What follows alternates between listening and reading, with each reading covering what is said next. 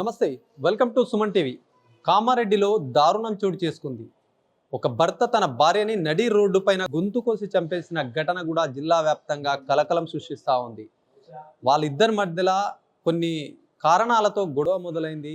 ఆ గొడవ కూడా చిలికి చిలికి గాలివానలా తయారై అది మొత్తం భర్త భార్యని గొంతు పైన కడుపు పైన చాకుతో కూడా చంపినటువంటి పరిస్థితి మొత్తం కామారెడ్డి జిల్లా వ్యాప్తంగా ఆందోళన నెలకొంది. స్థానికంగా నివాసం ఉండే నర్సింహులు తన భార్య మహేశ్వరి పైన కూడా అతి కిరాతకంగా దాడి చేశాడు. ఈ దాడి చేసిన తర్వాత కూడా అతను కడుపు పైన చాకుతో బలంగా పొడుచుకున్నటువంటి సిచ్యువేషన్. తను భార్యని చంపిన తర్వాత తను కూడా అతి దారుణంగా పొడుచుకున్న అనంతరం కూడా అక్కడ మొత్తం అందరూ కామారెడ్డిలో చూస్తున్నారు. నిజాం సాగర్ చౌరస్తా దగ్గర కూడా ఈ ఘటన జరిగింది.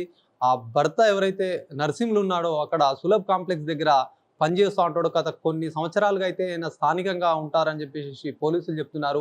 ఆయన స్వగ్రామం సిద్దిపేటకు సంబంధించినటువంటి జిల్లా కావడం, ఆయన చాలా ఇయర్స్గా కూడా ఇక్కడ ఉంటున్న నేపథ్యంలో భార్యాభర్తల మధ్యలో కూడా కొన్ని రోజులుగా కూడా గొడవ అయితే నడుస్తూ ఉంది. ఈ గొడవలో ఏం జరిగింది ఏంటి అనేది పక్కన పెడితే అతి దారుణంగా పొడవడం ఇదంతా కూడా కామారెడ్డి జిల్లా వ్యాప్తంగా కూడా సంచలనంగా మారినటువంటి పరిస్థితి.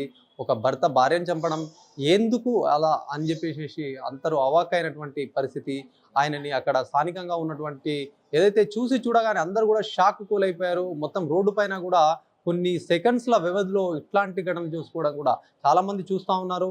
చూసిన వాళ్ళు కూడా దగ్గరకు వచ్చేలోపు కూడా ఆమెను పొడిసేసి ఆయన కూడా పొడుచుకున్నటువంటి సిచ్యువేషన్. అసలు ఏం మెసేజ్ ఇస్తున్నారని కూడా మనం ఒకసారి చూస్తే భార్యని భర్త చంపడం ఇది ఎంతవరకు అసలు ఏం జరిగింది, ఇదంతా జరిగితే ఇట్లాంటి ప్రక్రియ ఇదంతా కూడా మొత్తం చాలా మటుకు కూడా గందరగోళమైనటువంటి పరిస్థితి.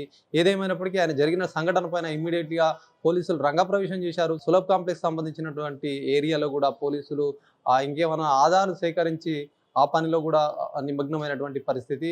దీనికి సంబంధించినటువంటి ఎవరైతే నర్సింహులు ఉన్నారో వాళ్ళకు ఎవరు లేరని చెప్పేసి చెప్పిన పరిస్థితి. అక్కడ నుంచి కామారెడ్డి హాస్పిటల్ చేర్పించారు. అక్కడ మరింత మెరుగైన చికిత్సకై నిజామాబాద్ తీసుకొచ్చారు. ప్రస్తుతం మనం నిజామాబాద్ సంబంధించినటువంటి ఆపరేషన్ థియేటర్ వద్ద కూడా ఉన్నాము.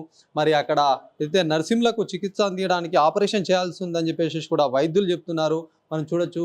ఆయనకు కుటుంబ సభ్యులు కానీ మరింత సమాచారం తెలియాలని ఒకవైపు పోలీసులు చెప్తున్నారు. ఆయనకు సంబంధించినటువంటి వ్యక్తులు ఎవరు లేరు కాబట్టి ఆయనని పోలీసులు కూడా తీసుకొచ్చి జిల్లా ఆసుపత్రికి కూడా తీసుకొచ్చినటువంటి పరిస్థితి.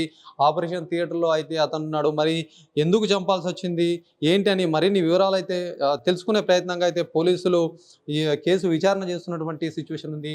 మరి ఇంత దారుణానికి ఒడిగట్టడం ఏంటి అని చెప్పేసి కూడా చాలా మటుకు క్వశ్చన్ రైజ్ అవుతూ ఉంది.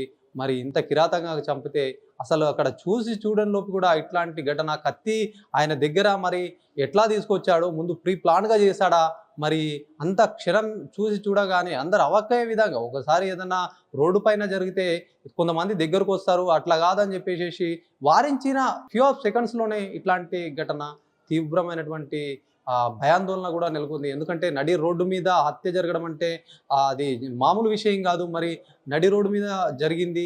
ఇది ఒక భర్త భార్యను చంపడం ఇది చాలా తీవ్రంగా వేధిస్తున్నటువంటి సిచ్యువేషన్. మరిన్ని వివరాలు తెలవాలి. పోలీసులు రంగప్రవేశం చేసి కూడా కేసు దర్యాప్తు చేస్తున్నటువంటి పరిస్థితి అయితే ఉంది.